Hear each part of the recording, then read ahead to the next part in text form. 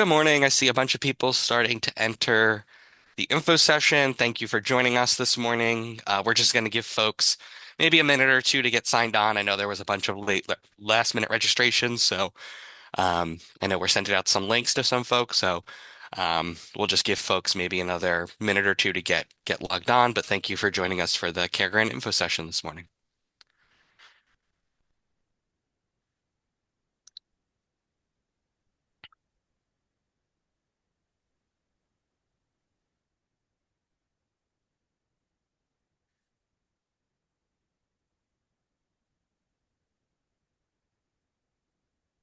Good morning.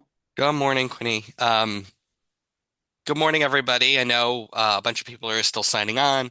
Thank you for joining the Care Grant info session. And we're going to just give folks maybe another 30 seconds to get situated with the Zoom. But thank you again for joining us. And all the best today, David. You got this. And Kim as well. Oh, Wait, Kim's not Kim, speaking Kim today. is not speaking to Kim. I'm so used to you speaking. All the best, David. And Lance as well. Yeah, And Lance. Lance. Yes, Yeah, Lance. yeah.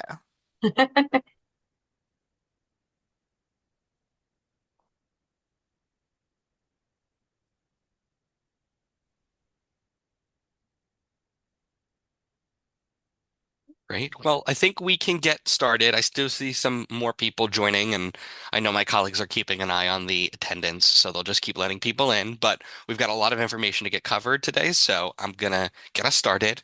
Hello and welcome. I am David Nelson, the Deputy Director of Strategic Outreach and Partnerships here at the New Jersey Department of Labor. Thank you so much for joining us for our first info session, our second info session of the Care Grant program for the 2025 opportunity. It's wonderful to see so many familiar faces and some new ones as well. We're very excited to introduce this year's Notice of Grant opportunity.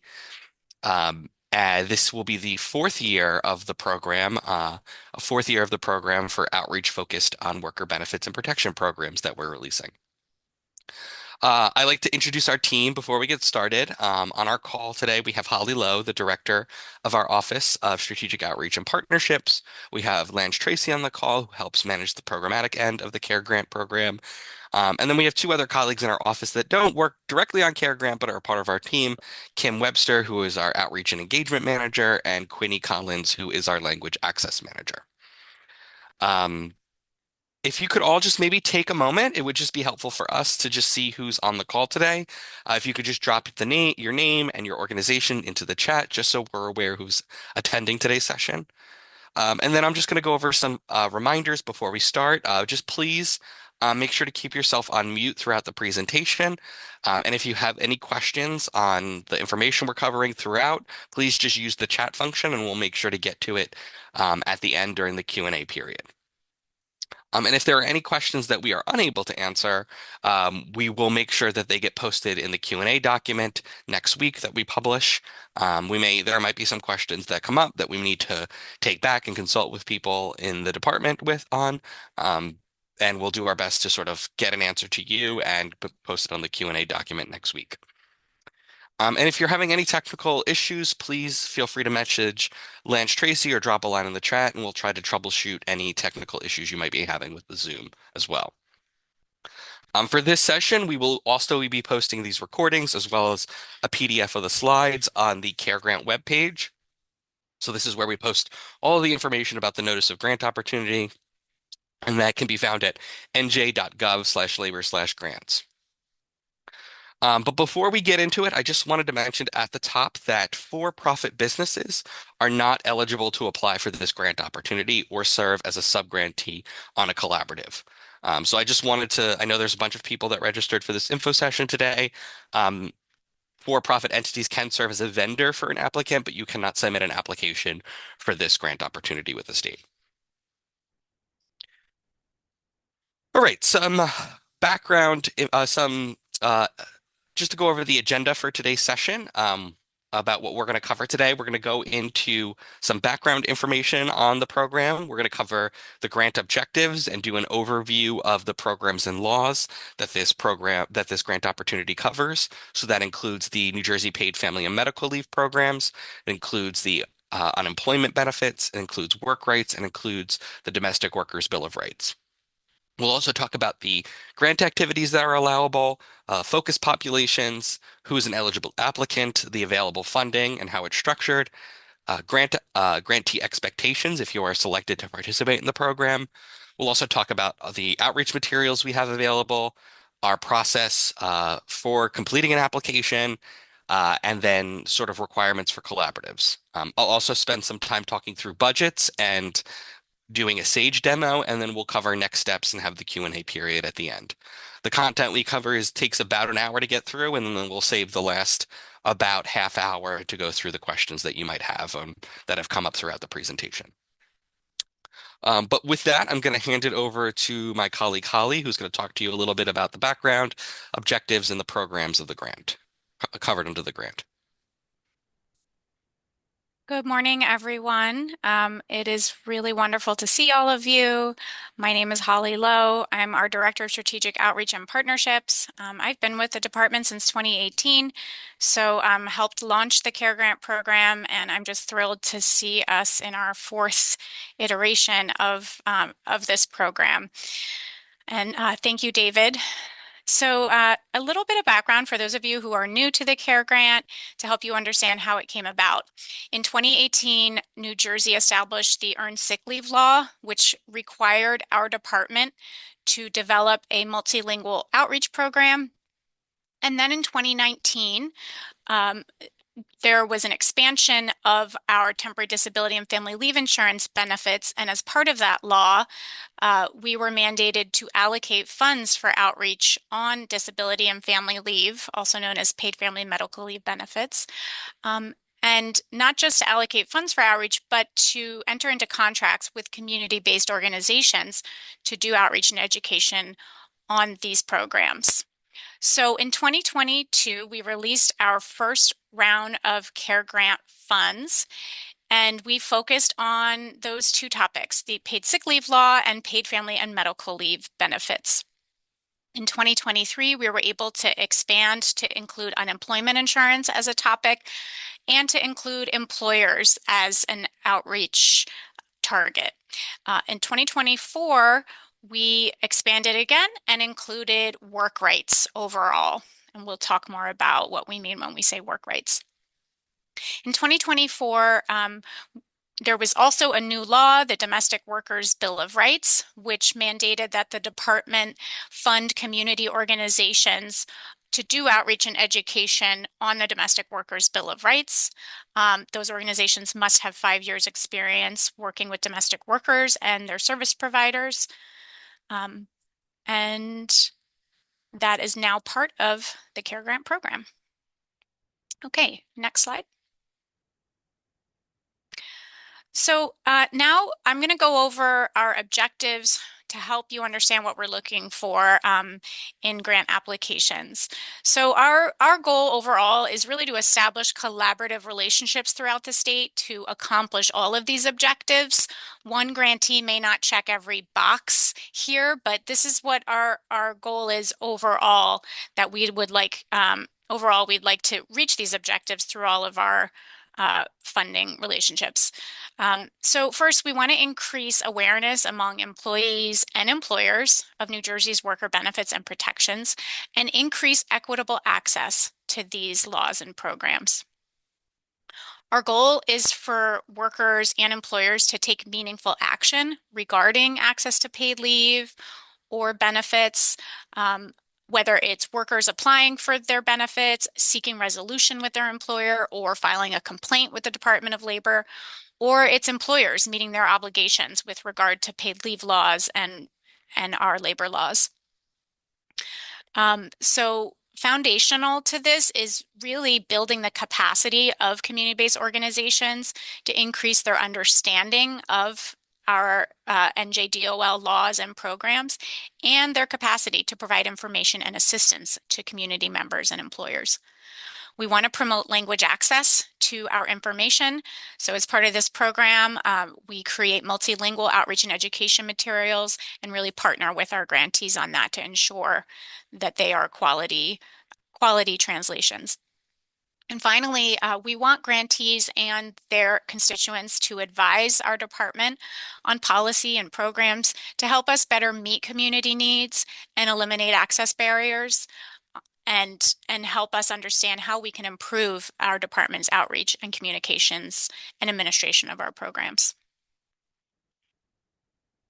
Next, for those who are familiar with our program, just highlighting a few key differences from last year. As I mentioned, we now have the Domestic Workers Bill of Rights as part of the CARE Grant program. We did make some updates to our application in an effort to streamline and simplify. We were able to reduce it by 4 or 5 pages, and there are fewer questions, which we'll be happy to hear. Just always looking to make things as simple as we possibly can for our applicants while working within all of our constraints. We combined some of our funding streams, and this was based on our experience and grantees' experience. We have now combined temporary disability and family leave into one funding stream, and we now have included earned sick leave as part of work rights overall, and that just makes things simpler administratively for grantees and for the department. In terms of covered grant activities, we'll talk a little bit more about this, but essentially filing complaints on behalf of a worker is now acceptable, as well as representing a worker in wage claim proceedings. And finally, we have a slight clarification in the notice of grant opportunity that it's allowable. We would fund for a chosen applicant providing technical assistance on these laws and programs to other community organizations and social service agencies. So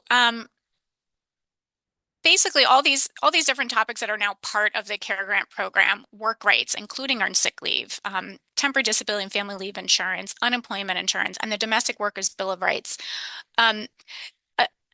An organization may apply to do outreach, education, or technical assistance on all of these programs, on one of these programs, or a combination of them. And we encourage you to think about the needs of your community when selecting your program topics, as well as the capacity of your organization. Each of these 4 areas has its own funding source, and that has implications in terms of budgeting and reporting. So now we're going to dig in a little bit into each of these topic areas to make sure you have a general sense of the topics that are covered in the CARE Grant program.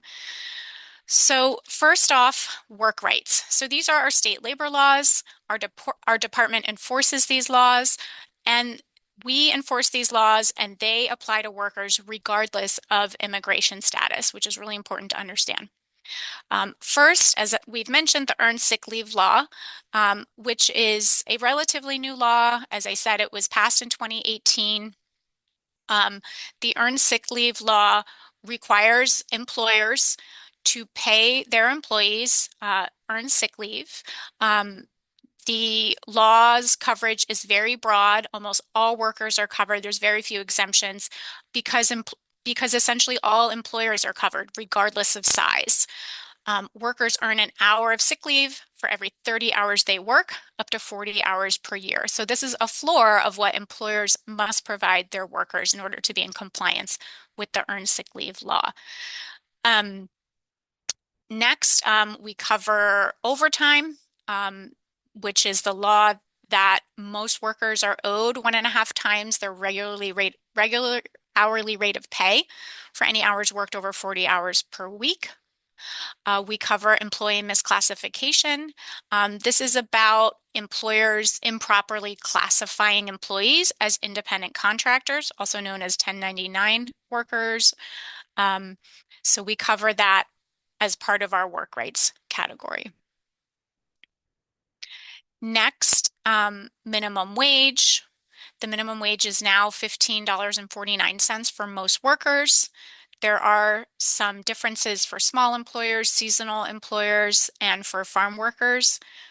And the wage theft and payment law is covered in our work rights category. Essentially, the fact that workers are due the full amount of wages owed for all hours worked and no less than the minimum wage. And all of these, if an employer violates these laws, there are penalties that they can face. Finally, the Temp Workers Bill of Rights is an optional topic that grantees could apply for. And this is a relatively new law that gives rights to many temporary workers. And these are about individuals who work for temporary help service firms and do certain jobs for client companies. Not all temp workers are covered under this law. Some of the most common types of work include construction and warehouse occupations.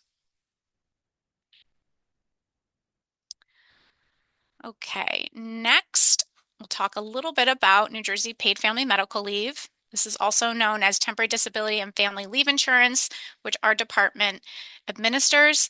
But it's also about our federal and state job protection laws, which could protect your job while you're on leave and taking your cash benefits through disability and family leave insurance. So these benefits are available when you have to stop working to care for your own or a loved one, physical or mental health. They're available for pregnancy and childbirth recovery, to bond with a new child, whether by birth, adoption, or foster care.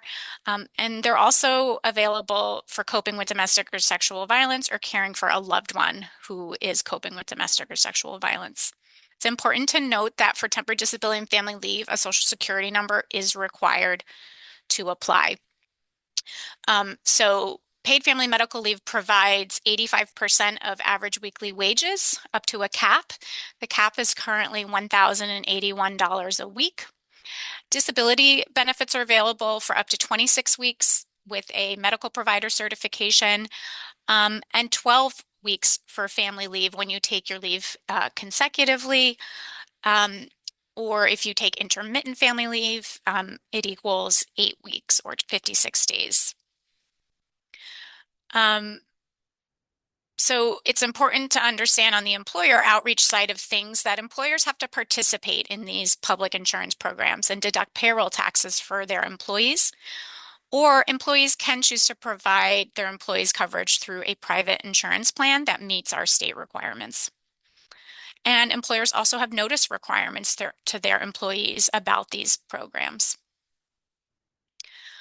There's additional details, and you can learn more at our website, and we have links available at the end of the slide deck.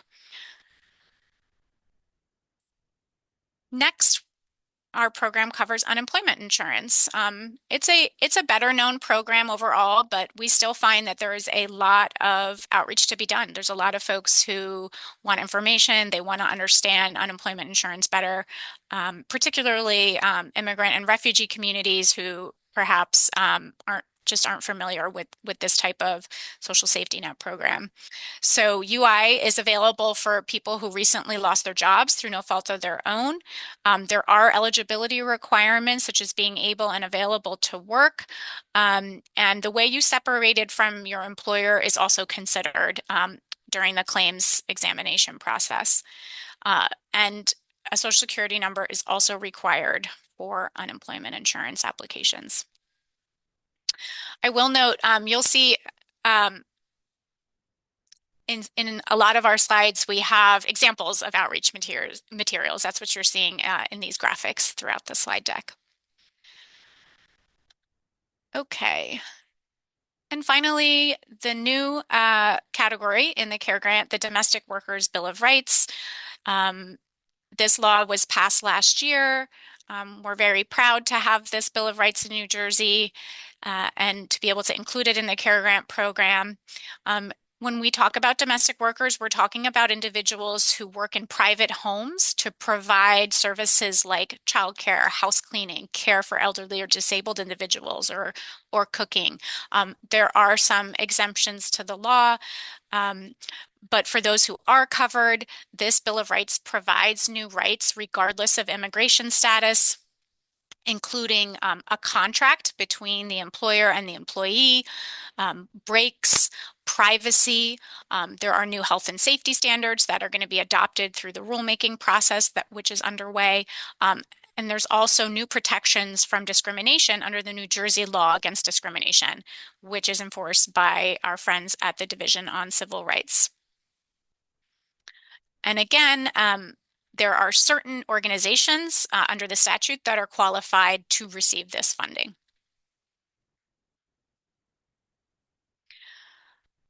Okay, so what kind of outreach, education, and technical assistance can an organization apply to do? Um, the activities we fund are broad, and it's really based on the types of outreach that work best for your communities. We don't have a set of required activities in terms of outreach, education, and TA that we require grantees to undertake. We're really looking to hear from you in your application about what works best in your community based on your experience and expertise connecting individuals with government programs and benefits. We want to partner with trusted community-based organizations that are sources of information and guidance for their local area. And we're looking to fund activities that are culturally relevant and language specific and rooted in community spaces. So grantees can do direct or indirect outreach to employees and employers. There can be indirect, in-person direct contacts like tabling, canvassing, community events, or indirect like text and phone banking, hyper-local advertising through newspapers or radio. Some grantees may do trainings and educational sessions with employees, employers, or community partners in your area, like service providers and other organizations. We have learned that more experienced care grantees can provide invaluable support to newer grantees. So that is an option we want to encourage as well. Experienced care organizations could consider providing TA to newer care organizations. Some organizations are prepared to provide individual technical assistance and support to workers and employers to help counsel them on their situation, or even help a worker apply for benefits or file a work rights complaint. Now, as I mentioned earlier, new this year, filing a complaint on a worker's behalf is allowable, and funds can now be utilized for legal services to represent workers in wage proceedings. To represent a worker in a wage proceeding, however, you must be an attorney. So important to note that. And it's also possible to just help a worker apply for benefits. It's also okay to help a worker or file an appeal on their behalf, but it is not possible to represent a worker in benefit appeals, and it is important to note that. So it's okay to help a worker file a benefit appeal or file it on their behalf, but you cannot represent them in those proceedings. There's some other activities listed here that grantees have been successful with, like reviewing our translations of outreach materials for accuracy and readability, hosting listening sessions with residents and inviting NJDOL, or testing our new digital tools and program improvements that we are constantly making and developing. Finally, other activities related to grant administration would be covered, for example, attending mandatory trainings and staff time to build capacity to do outreach and assistance on these programs. Okay, so I am going to hand it over to David now to carry us through the rest of the agenda. David? Thank you, Holly. And I'm going to cover some more details about the NGO itself. So first up, I wanted to talk a little bit more about the focus populations this grant program covers. We zeroed in on these populations and communities based on documented research of the types of workers who are less likely to have meaningful access to paid leave and have high rates of violation of their work rights. Grantees are not expected to reach every one of these focus populations. Our hope is that we reach as many as we can across the entire program. We know all of you have very specific communities you're working with, so we don't expect you to have to reaching everybody that I'm going to mention here. So first up, we have low wage workers. So this includes part-time, underemployed, and unemployed workers. This also includes workers from like focus industries who are disproportionately impacted by a lack of access to paid sick leave and with high violations. So we see like examples here are construction, food services, healthcare settings, manufacturing, retail, security. I'm not going to list all the industries here. You can see them in the NGO, but key industries are a focused population with low-wage workers. Other low-wage workers are employees of childcare and elder care providers, and then, of course, temporary workers and domestic workers as well, because we have special laws on the Temporary Workers Bill of Rights and the Domestic Workers Bill of Rights that are covered under this grant opportunity. Other focus populations include diverse racial and social groups. So this includes women, Black, Hispanic, Latinx, Asian American, Pacific Islander, Native American, and Indigenous, immigrant, refugee, and LGBTQ workers. It also includes workers who speak languages other than English, workers with disabilities, veteran workers, young workers, and victims and survivors of domestic and sexual violence.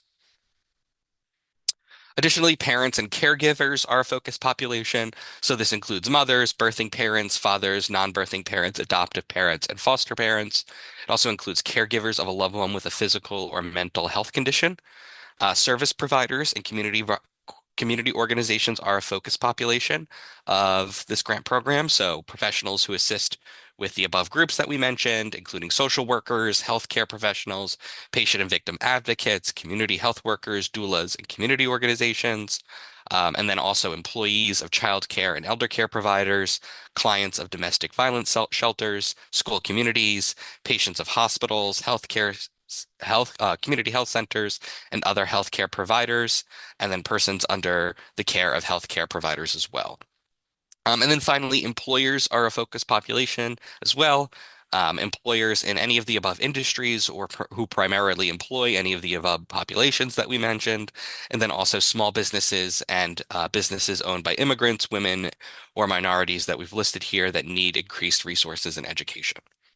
And again, all of this can be found in the NGO, this full list. It's a screenshot. These images are just screenshot right out of the NGO. You can reference back to it if you want to see the list for yourself. Eligible applicants. So nonprofit organizations and faith-based organizations must have a nonprofit IRS tax status to qualify. It's not limited to 501c3, but a nonprofit's mission and goals and proposed activities have to meet the intent of the grant program, just like any other organization. Eligible entities include public or private nonprofit organizations, state tribal governments with 501c3 status, faith-based organizations, municipal governments, county governments, and state government entities.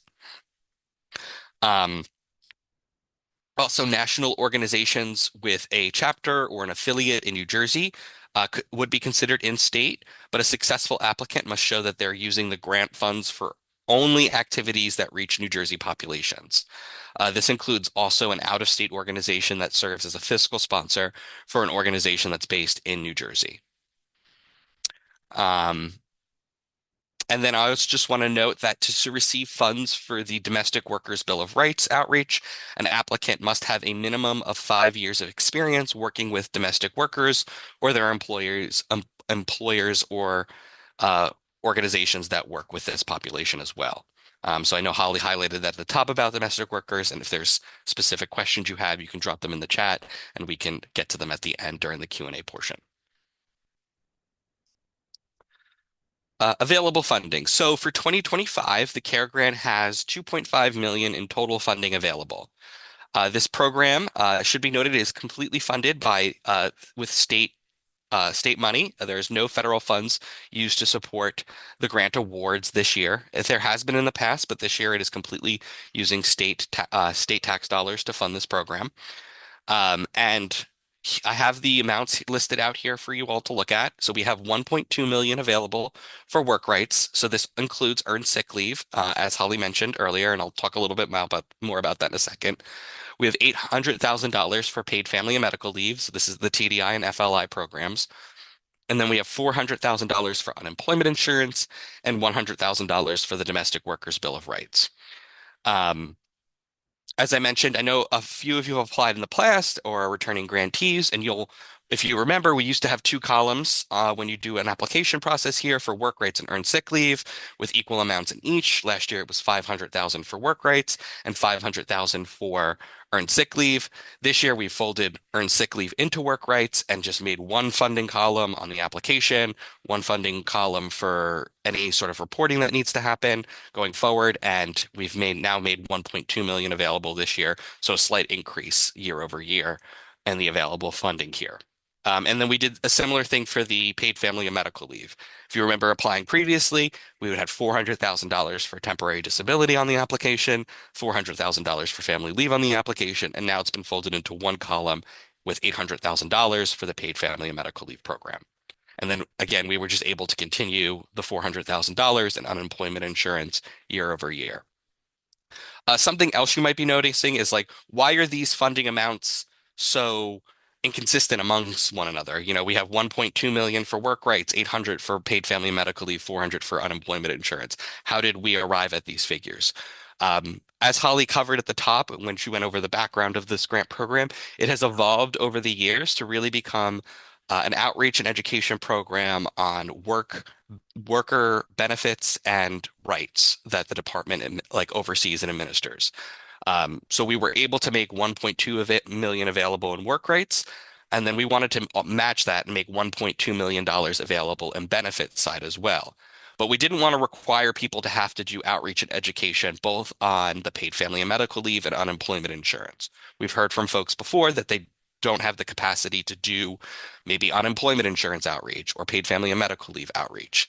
So if you look, we've made 1.2 million available for the rights portion of the work rights program and $1.2 million here available for the benefits portion of this program. We're just not requiring you to have to do both programs, unemployment insurance and paid family and medical leave. So just something to think about how we've designed this program when you're creating your application, and just explaining our thinking a little bit in here more thoroughly so that you understand how we've arrived at these amounts. Typical awards, they range from $50,000 to $200,000. They will bear the amounts that are awarded will vary based on the quality of proposals. Um, if you are considering applying outside that range, that's okay. We will consider applications outside that range. But we do encourage applications that are less than $50,000 to consider applying as a part of a collaborative. And if you're interested in learning more about previous collaboratives, you can go to our Care Grant webpage, and we have a list of the previous grantees, including the collaborative organizations that were picked for previous cohorts of the program. We also anticipate funding approximately 20 to 25 grantees, with collaboratives counting as one grantee. The actual number of grants awarded, again, based on the quality and the available funding we receive, and our desire to reach as many focused populations as possible. Last year, we received 47 applications and we funded 24 of them. So this is a pretty competitive opportunity, and I just want to be transparent with folks about that when you're considering whether or not to apply for this opportunity. Care grant expectations. So if you are chosen for the program next year, there are a few expectations for you as an organization.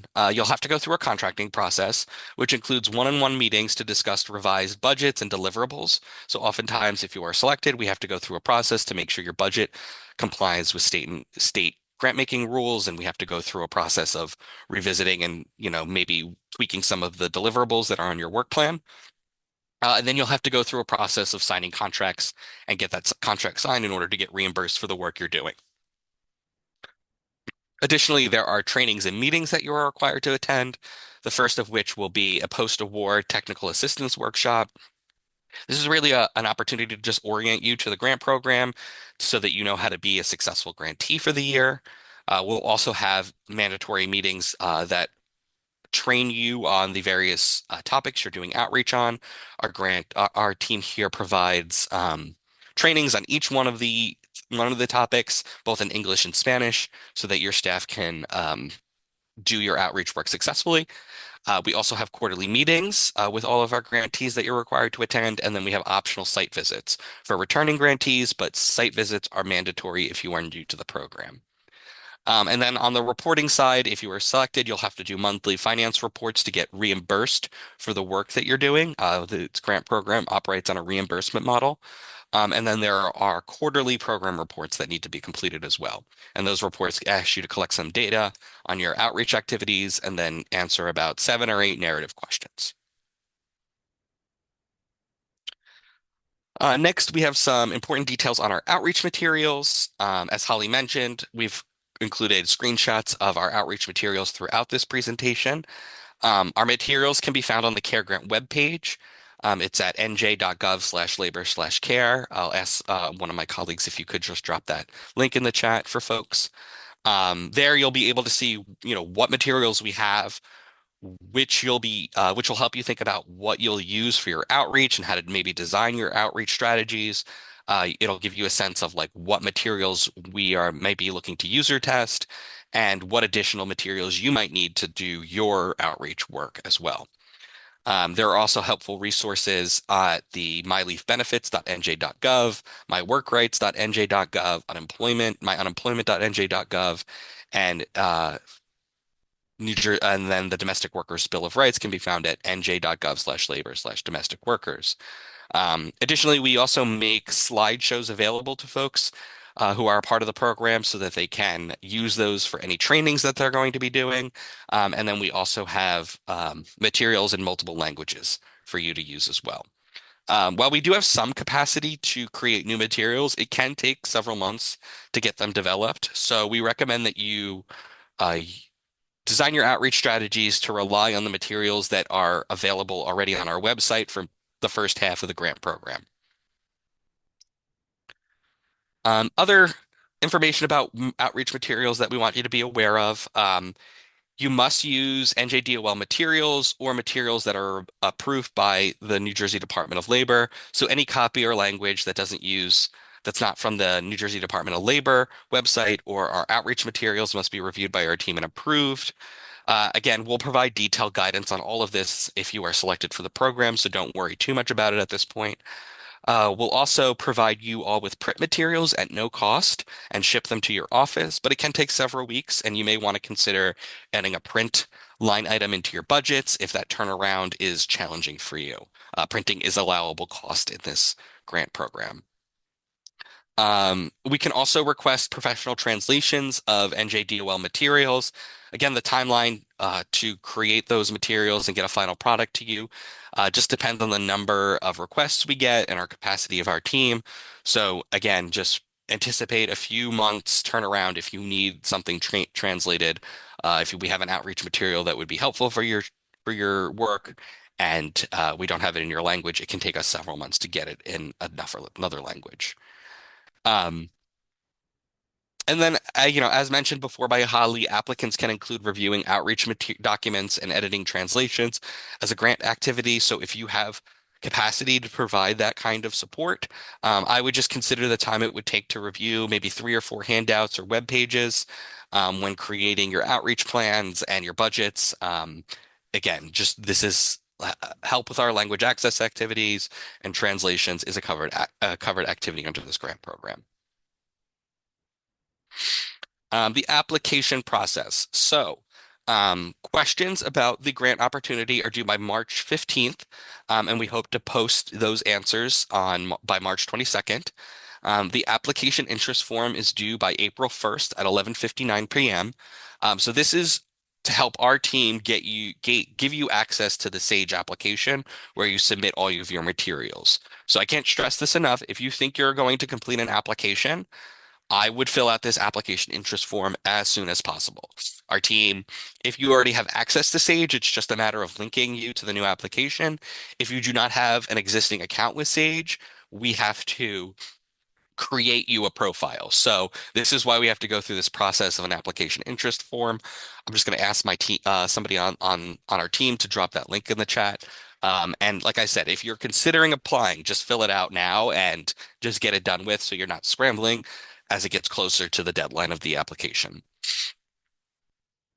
Another thing is you want to make sure you registered with NJ Start with the New Jersey Treasury. This is how This is the platform that this is what will allow you to receive state funds if you are picked to serve in the grant program. So make sure you're registered with NJ Start. It's how the state is able to disperse funds to you as an organization. And then finally, we have the application due date, which is April 3rd at 11:59 p.m.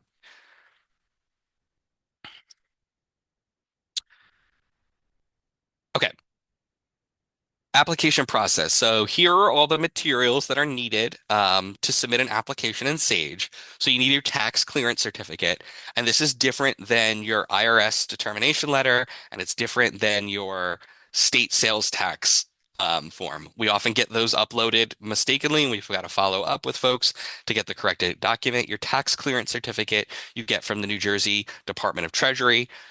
So just make sure you're getting the right form to submit with your application. We've got application questions that need to be uploaded. We have an organizational commitment and capacity. Again, just make sure you're using the template that's in the NGO. We have work plans. Again, we have a template in the NGO for you to follow. Budget details, which are completed in Sage, and then you just have to agree to the standard assurances and certifications and general provisions. Um, and then finally, for collaboratives, you have to also include commitment letters from the partners that are a part of your collaborative. Um, and then, as we've noted here with the little star, work plans and budget details are required for each partner organization in the collaborative. Um, yeah. So I'm going to walk through some of the bigger elements of the grant program right now of the application so that you have a little bit more context of how to approach them. So for the grant questions, we strongly encourage applicants to answer each question individually. We suggest that you copy and paste the questions right out of the NGO into a Word document and answer each one individually. This will help our team just better assess your application. Applicants are required to answer each question. Organizations that are applying as a collaborative should submit only one response that covers all of the partners, though. Um, Questions are broken into four parts. So we have organizational collaborative description, which just asks you to briefly describe your organization's mission or your collaborative's history and mission and programs. We have challenges and strategies, which asks you to discuss the challenges of your community you're trying to reach and the strategies you'll employ to overcome those challenges. And then we have collaborative only questions if you're a collaborative. And then we have some optional questions as well, which is anything else that you want to share with us that's not covered in the above questions. As I said, we just strongly encourage each of you to answer each question individually, copy and paste them right out of the NGO into a Word document. And then, yeah, just think about addressing them succinctly and directly. Organizational commitment and capacity document. Again, we have a template in the NGO. Please use it. Um, it is sort of required to use this template. It just helps our team better assess your ability to successfully integrate and manage the CARE grant program. There are a few sections of this grant program. The first is this chart that you see in front of you to describe your organizational support for implementing the proposed project. It just includes a chart with staff names, titles, duties, and responsibilities, and the allocation of time that will be on the grant program here. Um, we have another question here that's just asks you to describe your methods and tracking and reporting of the proposed outreach activities. And this can just be a written response. This is just like another question on this document page. There's no need to format the second question into this chart. So you just really have to do the chart for any staff that are going to be working on this grant program.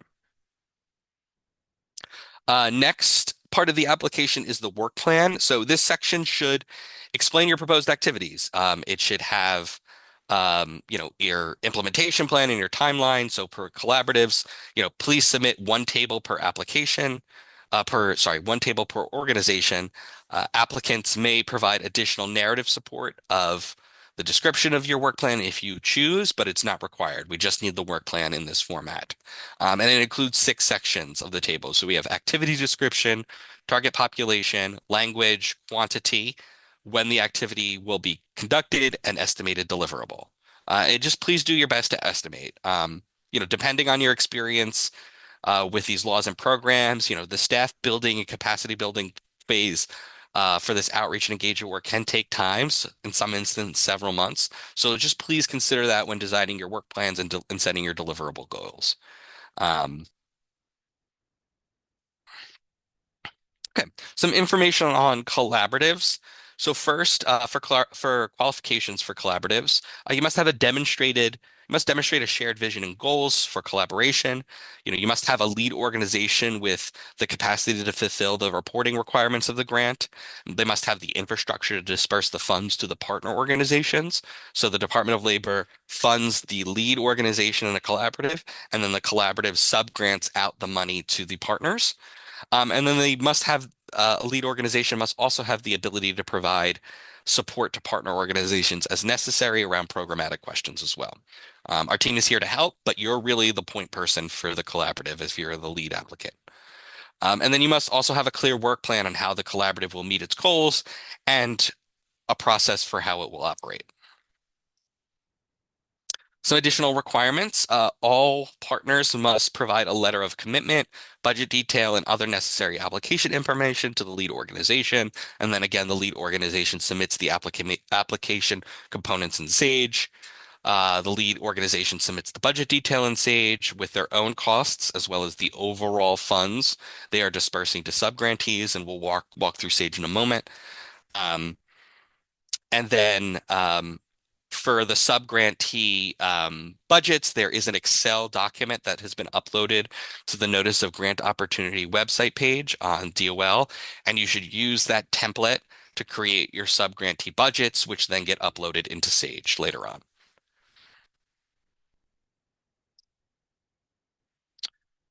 And then finally, if you are selected and you are a collaborative, there are some additional requirements for participation. You must have a memo of understanding between the lead organizations and partners. Partner organizations, so subgrantees in the collaborative, are required to attend post-award technical assistance sessions. So this is the orientation I mentioned earlier and the trainings that they're doing outreach on. And again, just the lead organization is responsible for uh, completing all of the contract requirements and doing all of the reporting.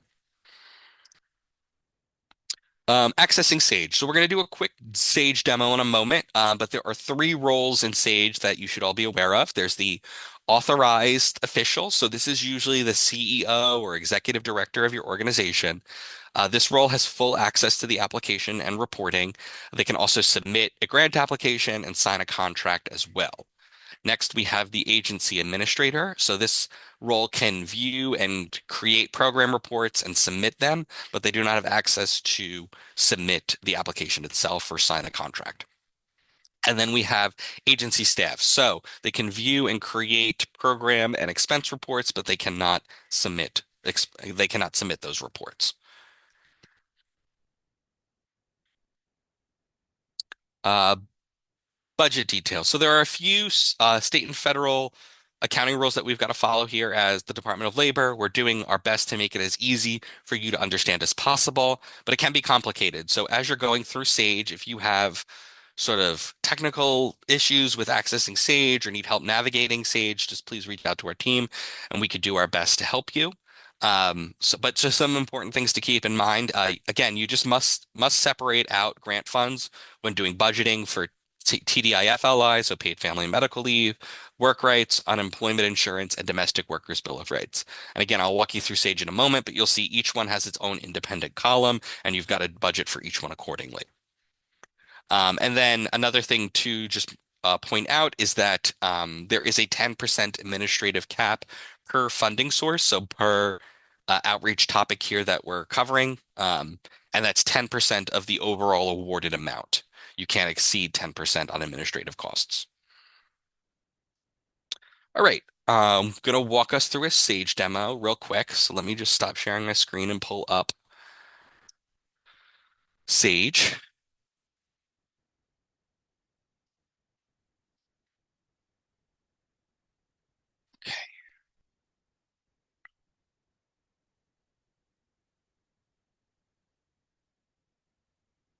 All right, can folks see my screen?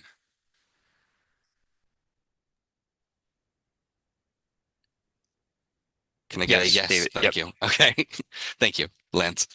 Okay, so after you fill out the application interest form, our team will follow up eventually with a link to the login page for Sage and your username.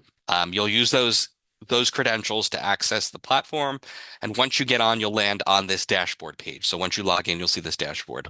On the right-hand side, you'll see my opportunities. Now, what I'm showing you right now is sort of the back-end test environment for our team. It's not one for one with what you'll see as an applicant, but it's close. It's close enough. It has 95% of the same information you're going to see here. But um, on the right, you'll see my opportunities.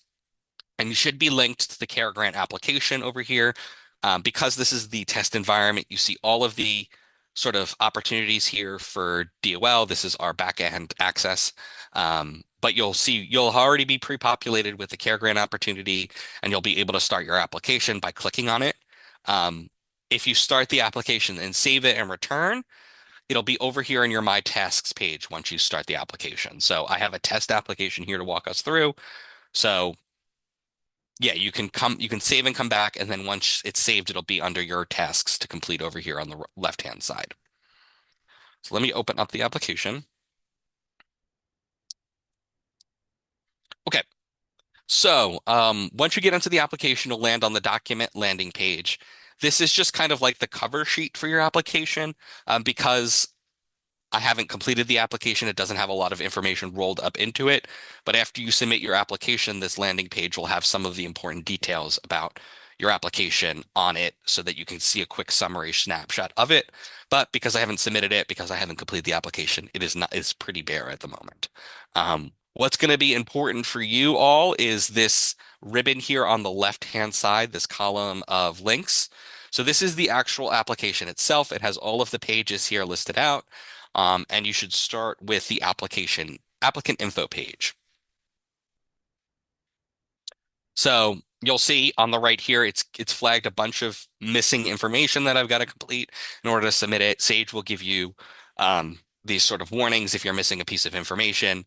Like I said, this is a test application, so this is going to keep popping up, but it's just helpful reference point for you to know what you might be missing in your application. So the first question you'll see here is a single applicant or collaborative application. So you just have to select which radio button you want, how you're applying here. Most of you, I assume, are going to be applying as a single applicant, so you will just click that radio button. If you are applying as a collaborative, you can click this one, and then it'll pop up with this little box right here where it asks you to list out the partners who are joining you, and you can keep adding new partners to it depending on how many collaborative partners you have. And then once you keep going and saving, another page will open up here on the left for you to upload all of your collaborative attachment documents. If you keep scrolling through, you'll see highest official at your location. So you usually put probably your CEO or ED here, list out all their contact information.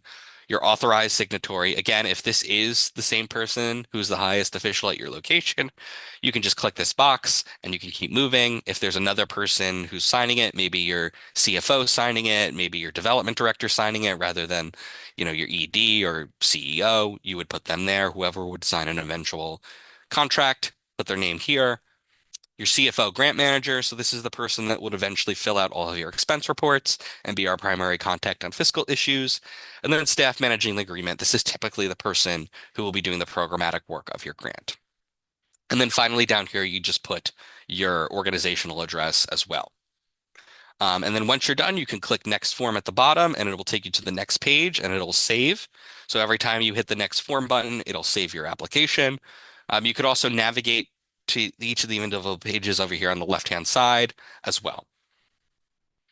Next is project location. So if you are working statewide, you can just click this little box right here and keep moving along with the application. I think most people will have to sort of list out individually the legislative districts, the county and municipalities they're working on. And then this link right here takes you to the New Jersey legislative page and lists out all the districts so that you can have an easy reference point and you don't have to search around too much to find out what districts you are currently operating your program in. And then again, you can just keep clicking this plus button to add more and more districts if you need to, and then remove them by doing that as well. And this has just check boxes here for counties and municipalities as well. Okay, keep going. Next form, it'll just save as you go. We've got the previous funding source page here. So again, if you do not have any previous funding with the Department of Labor, this page is just focused on if you have had previous funding with the New Jersey Department of Labor. If you have not, you can just click this box. If you have, you just click which grant opportunity you've had here. Um, you could just click whatever one matches the opportunity you participated in. So I've got the CARE grant here. Say you were a participant last year, you would just do 2024 and then enter the award amount. And then you can keep adding and removing opportunities here as well. Next form, save and keep going.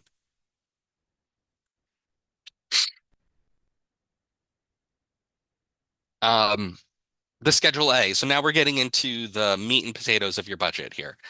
On this page, I think there are a few things to point out. The first is we need you to upload your fringe benefit rate if you intend to take it.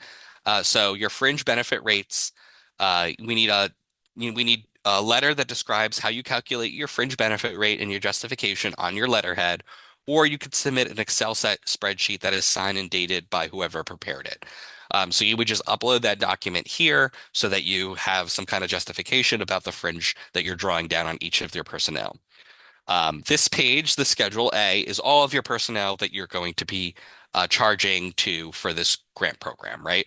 So it has both your administrative staff and your programmatic staff. So I have two examples here. I've got an administrative staff member and I've got a programmatic staff member. Um, I've got the CEO. I've got the CEO of this applicant, right, being charged time here. So the responsibilities that the CEO are going to provide, you would just type in here to justify it. So please provide a brief description of the position. So the CEO is providing strategic leadership and oversight of, reporting functions, let's say. So I would just type that out into this box here to describe the position. I would check the box because that is an admin role. I put the title, person's name, first name, last name, and then their annual salary and wages. And then the percent that they would spend on time, in this case, 1%, and the percent of the fringe benefit rate. Again, you would just upload your document, which explains your fringe rate here, and then put the percentage that you charge on into this box. Now, the nice thing about Sage is that it will do this calculation for you. So if you see, I cleared out the nut figures here. If I put 1% and then over here on the bottom left, it's zeroed out. So if I do 1% time on the project, 20% fringe rate, it does the calculations down here for you so that you know how to allocate, how much you have to allocate in the funding categories over here. So because it's 1% time, I have $1,500 in a cost estimate for salary and wages. I have $300 in a cost estimate for fringe and $800 overall. So in this proposed application, I am taking I'm asking for equal amounts of funding in three categories: temporary disability and family leave insurance, work rights, and unemployment insurance. So I'm just allocating $500 of the salary into each of the three categories. So 500 here, 500 here, and 500 here. That gets us to the $1,500 for salary and wages. And then I do the same thing for fringe. $100 in fringe on TDI-FLI, $100 on work rights, and $100 on unemployment insurance. And that covers the CEO, the admin personnel on the grant on this, example grant application. If I needed to add another person, I would just hit the plus function here, and it would populate another field for me to complete, which I've already done. So this is not an admin person. This is a programmatic person, the person doing the activities, the outreach activities. They're a program manager.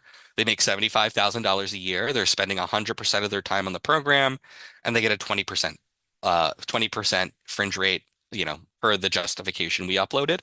Again, provide a brief description of the position and its responsibilities, conducting outreach activities and, designing trainings and engaging with members of the public on the CARE grant activities.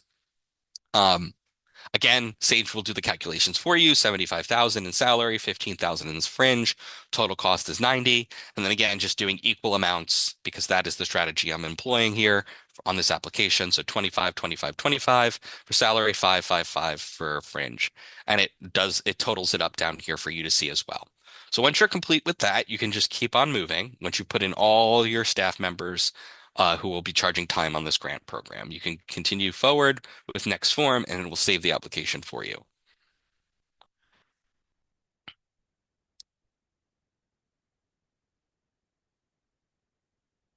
And Sage is moving a little slow.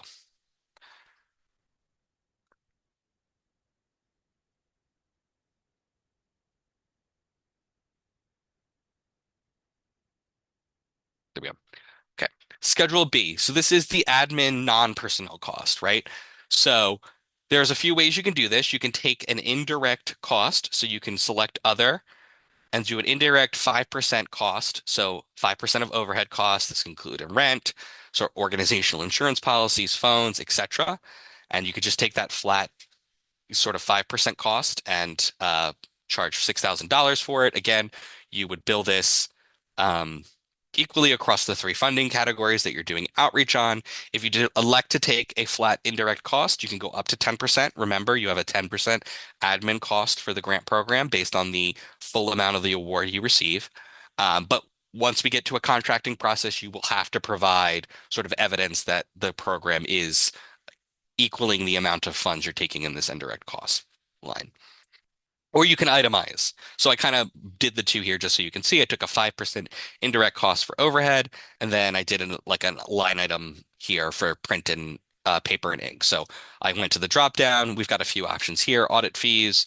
Some people have taken before office supplies and professional consultant services. So we've done office supplies, paper and ink, $300, and then again, just equally budgeted across here. So you're putting all of your administrative costs into this Schedule B here. You keep moving. And again, the plus and minuses are all over the place to add more fields as you need them.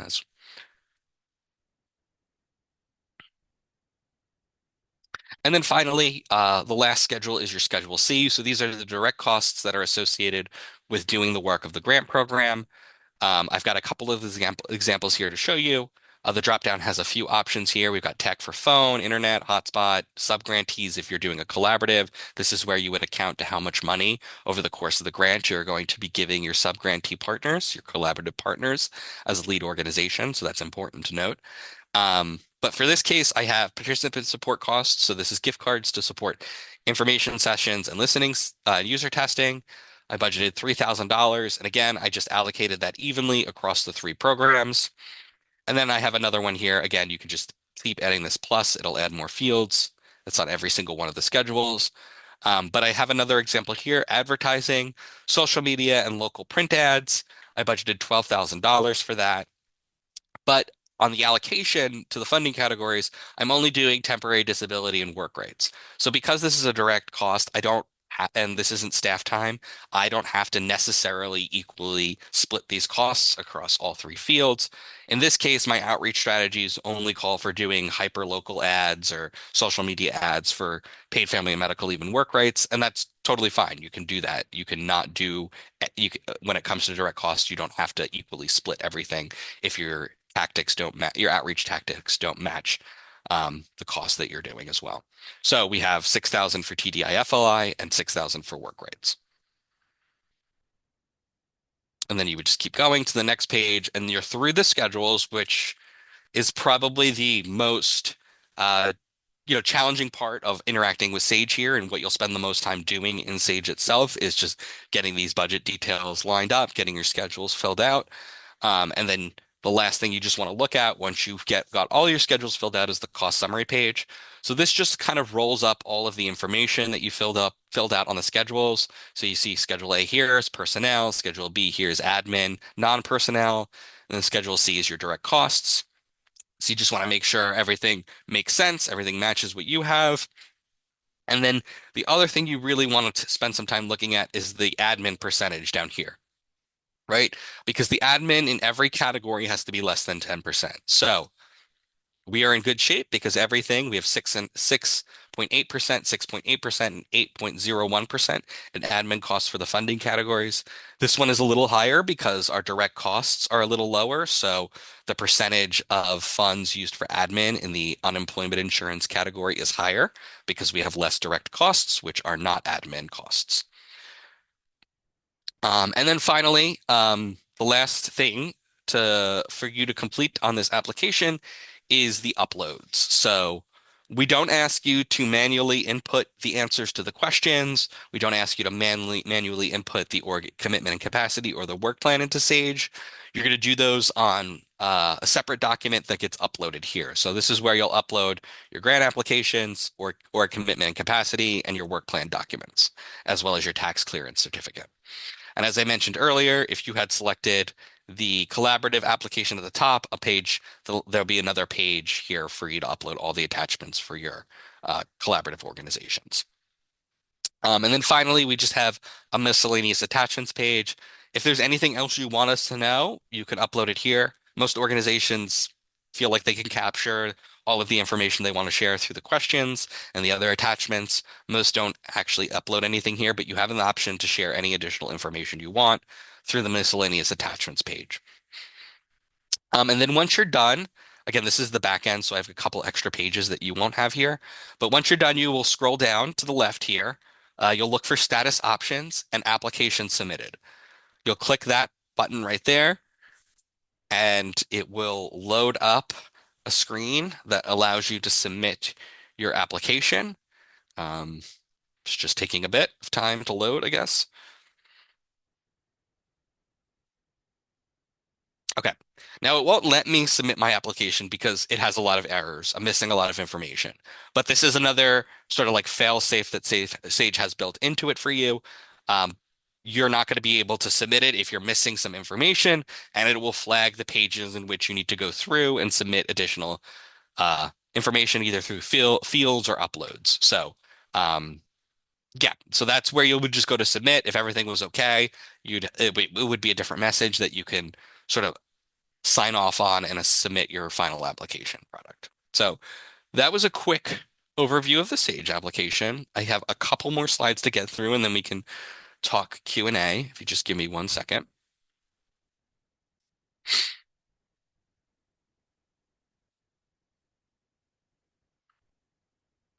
All right. Can you see my screen? Yes. Thank you, Lance. Yep. Okay. So just some application tips. For the application questions themselves, we really recommend, as I mentioned earlier, copy and paste the questions out of the NGO, put them into a Word document, but really like think about how to address the questions succinctly and directly. We really recommend a 2-paragraph limit per question, or about 6 or 8 sentences per question.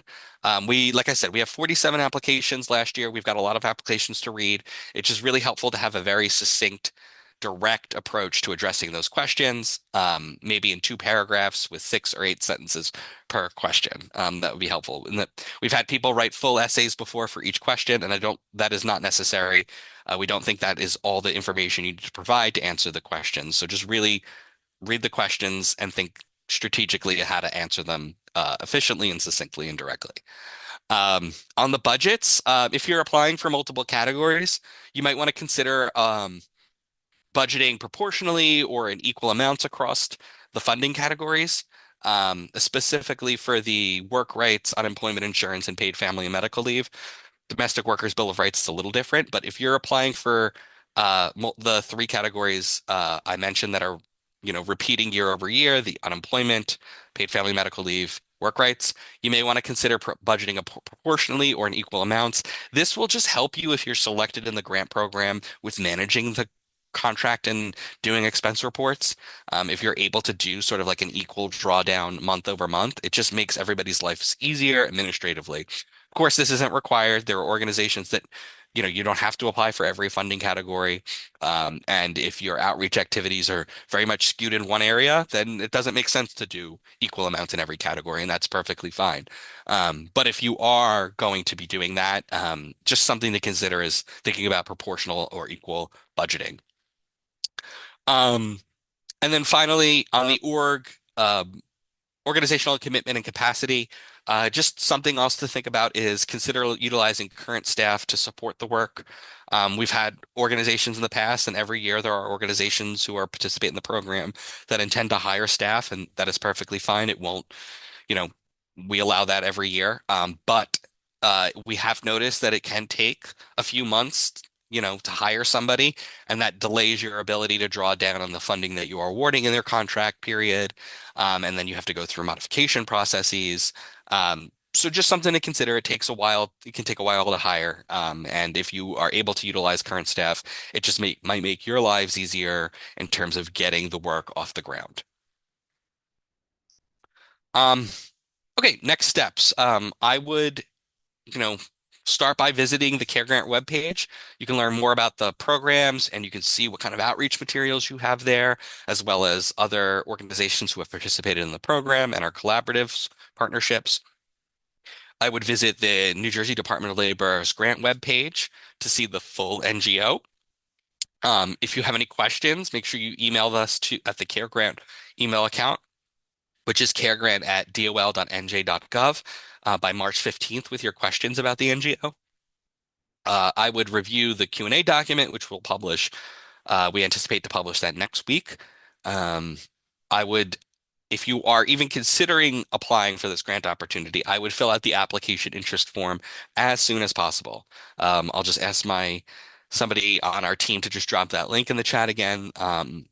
If you're not even sure yet, just fill that out right now so you can get access to Sage and you're not scrambling at the last minute as we're getting closer to the deadline to gain access. It's a quick form to fill out. And then the application itself is due by April 3rd at 11:59 p.m. Um, and again, you submit everything through the Sage platform, which I just walked us through. Our applications are scored by a fair and impartial panel of DOL employees, and recommendations are provided to the New Jersey Commissioner of Labor for approval. And then we hope to notify applicants of a final determination by June 1st, 2025. So yeah, thank you all for attending the info session. We hope you'll consider applying for the opportunity and look forward to reviewing your applications. As I mentioned at the top, we'll be posting a recording of our info session as well as a PDF of these slides on the FY25 posting on the grants page of the New Jersey Department of Labor website. And you'll see here we've got again, just our email address here, the link to our Care Grant webpage, and then links to all of the different pages that have information um, about the programs covered under this grant program. And I noticed we don't have the domestic workers link there, so I'll make sure that gets added for the slides that get uploaded as well.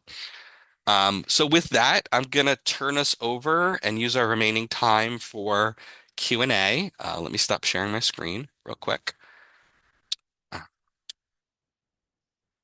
And I think we have like shared document where we've been recording questions. So give me one second. David, there have been questions in the chat. I've answered many of them, but there Okay. are a few that I did not have an answer to, and at least a couple I think we're gonna have to get back to folks, but just FYI. Yep. Lance has been recording them in a shared document, so I can just read them off here and don't have to like go through the chat, which is really nice. Thank you for doing that. Can you share what is the source of funding? Is it tied to the federal funding in any way? So, no, it is not tied to any federal funds. The awards themselves are not federally funded. They are all use state funds, as we mentioned. And if anybody on the team wants to add any more information, I'm just going to start running through the questions because there's a few here. So just stop me if you have anything else you want to add to. Um, as a qualification, you must much have 2 years experience in what again? I'm not exactly sure what that question's getting at. If somebody wants to, I don't know who put that in the chat. Um, David, I answered this one in the chat. okay, I assumed it was getting at the domestic worker bill of rights qualifications of 5 right. years. Maybe the person just misheard the number of years, but I did answer that in terms of the domestic workers bill of rights requirement. Okay. We were a part of a collaborative in 2023. Can we apply as a lead this round? Absolutely. But we can only apply as either a partner or a lead in a collaborative or a single organization. You can't submit an application to be a collaborative partner and then submit a single application as well. So we've had that question before.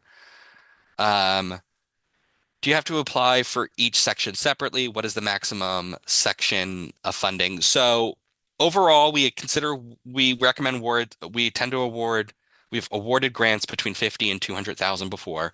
We have awarded outside that range for partnerships and I believe even for a single organization on the lower end before. But that's typically our range is 50 to 200,000. We do consider applications outside of that range. And you have to budget you have to sort of like I did on Sage, allocate the funds across the funding categories you're applying for. So if you're applying for $150,000 and you're applying for work rights, unemployment insurance, and paid family and medical leave, and you're doing equal activities on all three programs, you would have put $50,000 in the TDI column. FLI column, you do $50,000 in work rights and you do $50,000 in unemployment insurance. But it's one application. You just have to budget accordingly based on the activities you're doing and the funding you need in all the categories.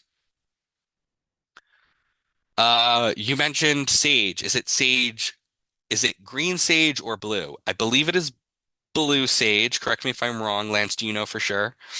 Uh, yeah, but I mean it's the DOL. Just make Yeah. sure you're on the DOL Sage because, Yeah. but we Um, provide the link to the yeah, correct Sage. Yeah, because multiple platforms.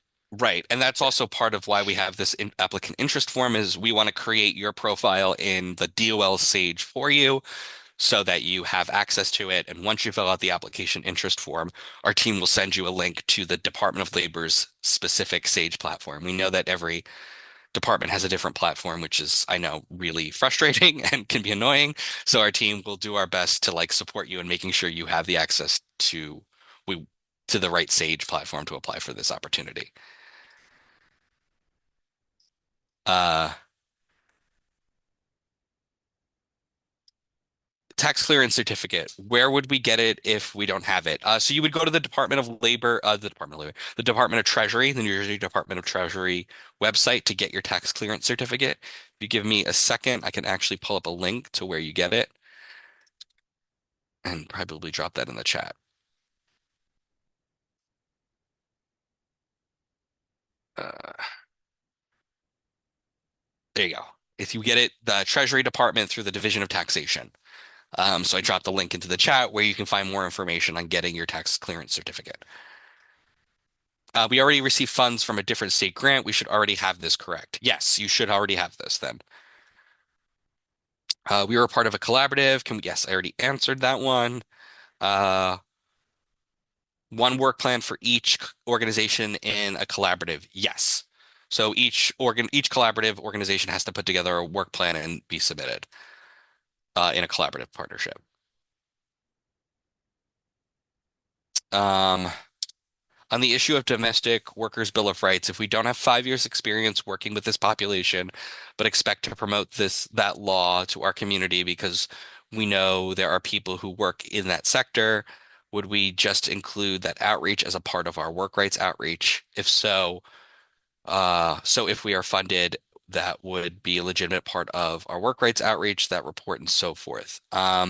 David, I chimed in the chat. I think we're Okay. going to have to get back Okay. to you on this one, and somebody else essentially had a similar question. Yeah. Okay. We have a history of working with all child care in-home providers. Would that count as experience working with domestic workers? Is that one that I think, I answered that in the chat. do you want to answer that here? Do you want to Yeah, repeat your so answer? I don't, yeah, go ahead. the topic of individuals who own their own childcare business in their home.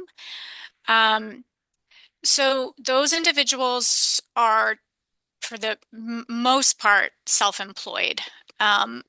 Folks who are self-employed are not employees under the law, so they are not covered under our work rights laws. Our work right laws are about employees working for an employer. or an improperly classified independent contractor. If somebody's improperly classified and they actually should be an employee, they're supposed to be being protected by our laws, right? But somebody who's self-employed who is not an employee of an employer is also typically not paying into our temporary disability, family leave insurance, unemployment insurance program. So individuals who own their own business are not a who are self-employed owning their own business are not a focused population. If you're an employer who has employees who are covered under this law, that is a focused population of this grant. So I was helping the individual asking the question to think through that. And it sounds like they have other populations in their programs that they reach, which is fine. I think the point here is to think about your programs and our focus populations and whether there's a match and what is your strategy for getting information to them and what is the information that those individuals need to know depending on whether or not they're an employee, an employer, a community partner of yours. Hope that helps. Great. More questions here I see is what is the anticipated start date of the grant? That will be June 1st. The grant cycle is June 1st through May 31st. When you say administrative costs, are you referring to indirect costs? Yes, we are. Let me see what else we've got here. As a labor union, when we meet with workers, we often focus on work rights with non-union workers, but are often also discuss other topics in our outreach, such as union-specific issues or even immigration issues. Can we still apply for this grant if our activities are not exclusively covering work rights? Holly, do you want to answer that one? I think I have an answer though. If You caught me. I was That's typing okay. an answer in the chat, so I missed what you just said. It was, can we apply for a grant if our activities are not exclusively working on work rights? So like in engaging with members of the public, if they're also talking about like, um, immigration issues or union specific issues, this is a labor union. Yep. But yeah, So they can integrate it, right? Yeah. Okay. yeah, essentially, and I think we've seen that work really well. If you're already doing outreach and education on programs, on government benefits, et cetera, it works really well to integrate other topics into that. So we Yeah. don't expect you to have an event where, I mean, some organizations want to have an event focused on these programs, but it can work really well to just integrate it into what you're already doing. Yeah. You would just need to, if you were selected to participate in the program, um, you know, we'd have to go through a process of making sure like you're getting reimbursed for if you're covering, let's say you're covering three different topics in a training or an engagement with a worker, and one of them is the covered activity of the grant of the three. We would just have to make sure you're only drawing down funds to support the work of that around the work rights outreach and not the sort of work that goes into union specific activities or immigration issues as well. So, but we And can then, figure that out on yeah, and that when David, we get there. the only other thing I would add is like the only line that is like advocacy, right? Right. So if you're doing policy advocacy, that's different. Yeah. We're talking about integrating into outreach and education. Right. Um, I see the awards are anticipated June 2nd. Would there be a lag between award notification and start of the grant period? Or does award notification equal the grant start period? Yes, award notification equals the grant start period. This is just a weird quirk in our grant program here is that we issue the award towards the end of the fiscal year. So the notification you'll get that you've been awarded will like can serve as the start of the like serves as the start of the grant period, and then we start the contracting process. So you can start incurring costs for the grant program at the start, even though you get the award around like the award letter the same day. Um, can you please clarify if the already has a Sage profile, should we still submit an application interest form? Yes, if you still have a Sage profile for the New Jersey Department of Labor already, please still complete the application interest form. We just want to make sure that you still make sure that you have the right Sage platform access. Like we know there are a lot of Sages, so we just ask everybody to complete the application interest form to make sure that one, you're getting linked to the application, because our team has to do that manually, and two, that you're in the right Sage platform. So even if you think you have access to Sage already, please complete the application interest form. Um, How do you determine the breakdown of staff across the different areas? Is it based on the time we anticipate they will spend on each area? Yes, it is based on the time they will spend on each area.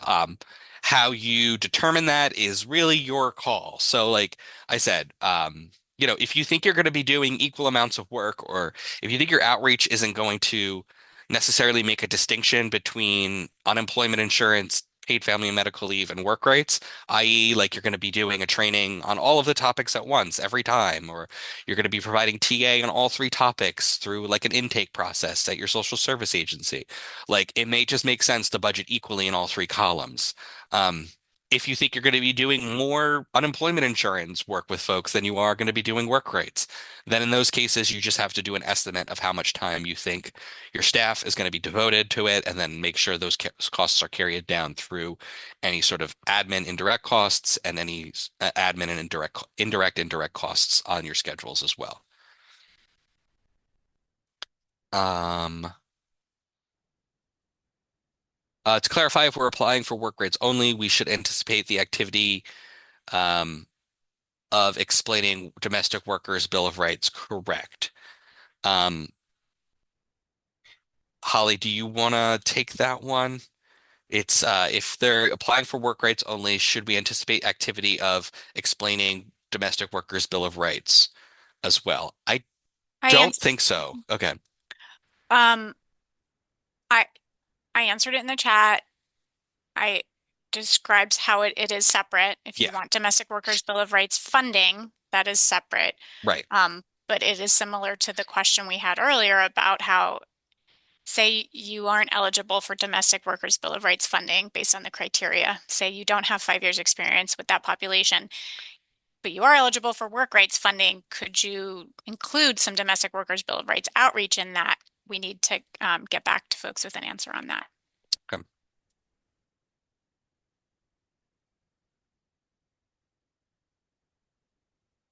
Can you explain how this care grant impacts the earned paid leave law? I'm not sure what that question is getting at. If somebody, I don't know if Holly, you've already addressed it in the chat with the person. If whoever asked that I wants to can come off. answer. Yeah. I can answer the question. Hi, yeah. My name is Maxili. I work for the New Jersey Healthcare Quality Institute. So I was just trying to better understand like how this grant ultimately impacts New Jersey's law. I think it's like PL 2018. I'll type it in the chat if I find the law number.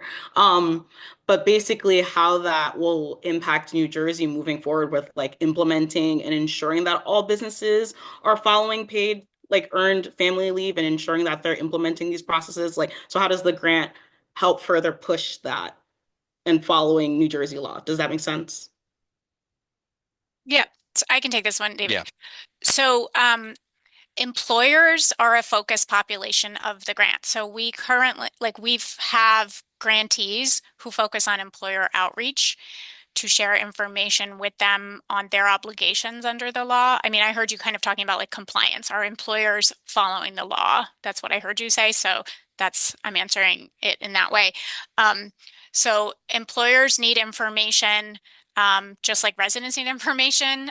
Sometimes they are unaware of these laws and programs or they're confused, particularly small businesses or businesses that don't have dedicated HR staff um, or newer businesses. So reaching employers is something that this program funds, and we think that that's really important.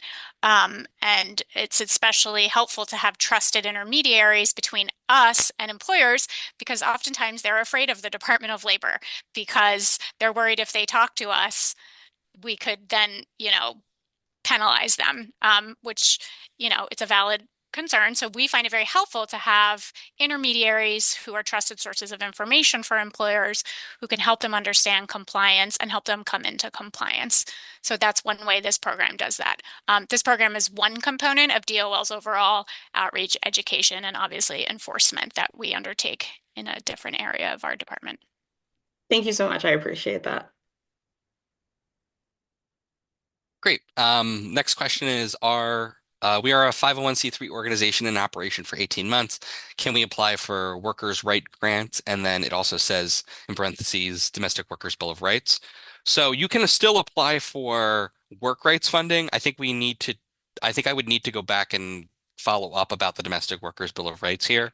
Holly, I don't know if you have a more specific answer, but my thinking is on the Domestic Workers Bill of Rights, even though you've only been incorporated for 18 months, you may have been like a community organization that has existed for years prior to that and have been working with people who, and I just want to get clarity on whether or not that, like, if whether or not the law requires you to have been like an incorporated entity as well for 5 years, or if it's like if there are work that you've done for 5 years prior to being incorporated can count towards qualification for Domestic Workers Bill of Rights funding. Does that make sense? Am I making sense, Holly? I think we can get back to folks in Yeah. our Q&A with information on the criteria per the statute on how we're going to assess that in applications. Is providing outreach to your own employees an allowable activity?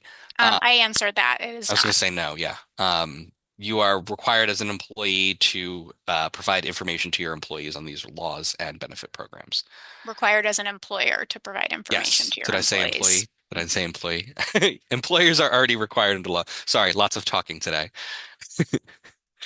Uh, for outreach methods, how many people do you think we should reach? Uh, 300 to 1,000 for a grant period. I think this one, it really depends on what you're doing. Like, if you're providing like deep application support to a population that, you know, has very specific language needs that the Department of Labor or other community groups aren't reaching, like the number is going to be lower, right? You're not going to be providing TA to thousands and thousands of people if you're doing application support on unemployment in a specific language to a specific community. That being said, the flip side is we also see applications that come in and have broad-based outreach strategies and a large community action partnership organization that disseminates information across thousands of people in multiple offices and integrates it into like intake processes. So it really just matters what you're doing and backing it up with evidence that one, it's needed, and two, you have experience doing it, and then three, that it's culturally relevant and community centered. So there is no, so high level, there is no specific metrics that we're quantity or metrics we're looking for here. We just need you to back up why you're taking this approach. Um, for our David, I Yeah, go just ahead. wanted to do a time check. It's 12:01. Okay, I mean, I've got one more question. Oh, no, there's a few more. I mean, whoa, there's a bunch more. Oh, no, there's not. That's from yesterday. I've got one more question. I just wanted to say thank you all for attending. We are going to post this recording and the slides on our website. Um, I can hang out for a little while longer and continue to answer questions. I don't know if anybody else on the team needs to drop off. There's one more question here right now I see. But if you need to run, thank you for attending the session. We really appreciate it and hope you'll consider applying. If you have additional questions, just email us at our care grant email address. Um, Next question I have here, the last one I have, and if there's more, use the chat function. Our community health department in public health does a lot of outreach events. Would we be able to apply for this grant? Yes, local agencies are allowed to apply. We've had local agencies apply for the grant program before and get awarded. And if you're doing outreach events absolutely are covered activity under this grant program.